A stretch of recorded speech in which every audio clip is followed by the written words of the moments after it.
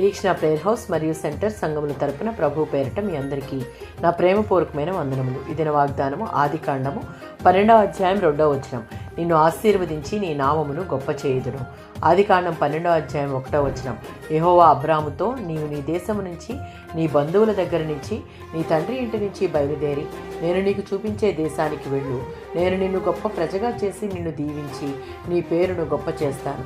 నీవు దీవెనకరంగా ఉంటావు అని దేవుడు వాగ్దానం చేస్తున్న సందర్భంలోనిది. దీవెనలు ఇహ సంబంధమైనవి, ఆత్మ సంబంధమైనవి కావచ్చు. ఆత్మ సంబంధమైన దీవెనలు భౌతిక సంబంధమైన దీవెనల కంటే ప్రాముఖ్యమైనవి మరియు శాశ్వతమైనవి. దేవుడిచ్చిన వాగ్దానం ద్వారా అబ్రహాము తాను దీవించబడుటయే కాక ఇతరులు దీవించబడుటకు కారణమయ్యాడు. ఆదికాండం 17వ అధ్యాయం 4-6 వచనాలలో అబ్రామునకు వాగ్దాన దేశాన్ని ఇస్తానని ఇంతకు ముందే దేవుడు నిబంధన చేశాడు.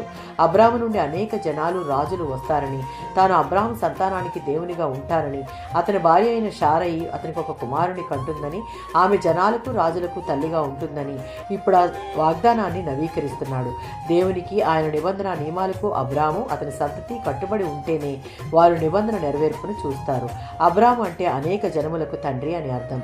దేవుళ్ళలో నూతన సంబంధంలో ఉన్నవారికి నూతనమైన నామం అవసరం. గల్తీయులకు రాసిన పత్రిక 3వ అధ్యాయం 12-14 వచనాలలో నీతిమంతుడు విశ్వాస మూలముగా జీవించును అని అబ్రామును గూర్చిన ఉదాహరణ పౌలు ఇక్కడ చెప్తున్నాడు. పౌలు పాఠకులు ధర్మశాస్త్ర సంబంధమైన క్రియల మూలంగా నీతిమంతులుగా తీర్చబడుటకు ప్రయత్నిస్తున్నారు కాబట్టి వారు అప్పటికే దాని శాపం క్రింద ఉన్నారు. అయితే దేవుని కృపను బట్టి అలాంటి శాపం క్రింద ఉన్నవారిని తన శిలువ మరణం ద్వారా ఆయన విమోచించాడు అని పేర్కొనడం ద్వారా యేసు బ్రాను మీద వేలాడి మన స్థానంలో శాపం పొందాడని పౌలు చూపుతున్నాడు. క్రీస్తు యేసు నామము ద్వారా విశ్వాసము వలన అన్యజనులు అబ్రహాము పొందిన ఆశీర్వాదమును పొందుతారు. ఇది ప్రతి విశ్వాసిని వారి ఆత్మను గూర్చిన వాగ్దానమును పొందే స్థితిలో నిలవబెడుతుంది. ఆమేన్.